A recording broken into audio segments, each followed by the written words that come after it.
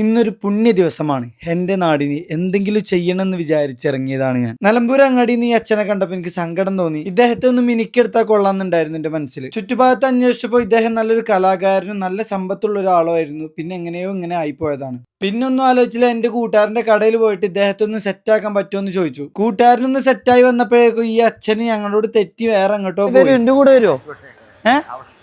വരും, നമുക്കിത് കൂടെ ഇങ്ങനെ അപ്പുറത്ത് പോവാം. ഞങ്ങളുടെ കൈ കിട്ടിയപ്പോ കുളിച്ചിട്ടൊക്കെ ഇദ്ദേഹം ഒത്തിരി ദിവസമായി എന്ന് പറഞ്ഞു. അപ്പൊ നമ്മളെ കൂട്ടുകാരൻ വിങ്സിന്റെ മുതലാളി പറഞ്ഞു, ഇവിടുന്ന് കുളിപ്പിച്ചാൽ ശരിയാവില്ല, നമ്മളെ ഷോപ്പിന്റെ അടുക്ക് കൊണ്ടുപോകാൻ, ഇങ്ങോട്ട് കൊണ്ടുപോകാം. അപ്പൊ ഞങ്ങൾ ഓട്ടോറിക്ഷയിൽ എടുത്ത് നേരെ വിങ്സിൽ കൊണ്ടുപോയി. ഞങ്ങളെ ഏട്ടനെ കുളിപ്പിച്ചു തരാം, നല്ല കുട്ടിയായിട്ട് ഇരിക്കണ്ടോ, നമുക്ക് താടിയും മുടിയൊക്കെ പഠിച്ച് നല്ല കുട്ടപ്പനായിട്ട് പോവാം. ഓക്കെ. ആ അച്ഛനെ നല്ല ലക്ഷറി ആയിട്ട് മേക്ക് ഓവർ ചെയ്യാന്നായിരുന്നു എന്റെ മനസ്സിൽ. കുറെ കാര്യത്തിന് ആ അച്ഛൻ സമ്മതിക്കണുണ്ടായില്ല കേട്ടോ. എന്നാലും ഞങ്ങള് പണിയെടുത്തിട്ടോ. ഒരുപാട് നേരത്തെ കഷ്ടപ്പെട്ടോ.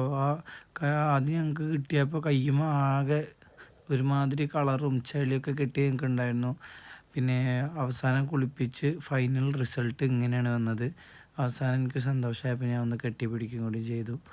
അത് എനിക്ക് കിട്ടുന്ന സന്തോഷം എന്താണെന്ന് എനിക്ക് പറഞ്ഞറിയിക്കാൻ കഴിയില്ല, അത്രക്കും വലുതായിരുന്നു. അപ്പോൾ thank you wings, thank you for watching guys. Hello, thank you so much. Thank you. അപ്പോൾ താങ്ക് യു. അപ്പോൾ ഓക്കെ, സി യു, ബൈ. അപ്പോൾ സൈനിങ് ഓഫ് നിലമ്പൂർ ടോക്സ്.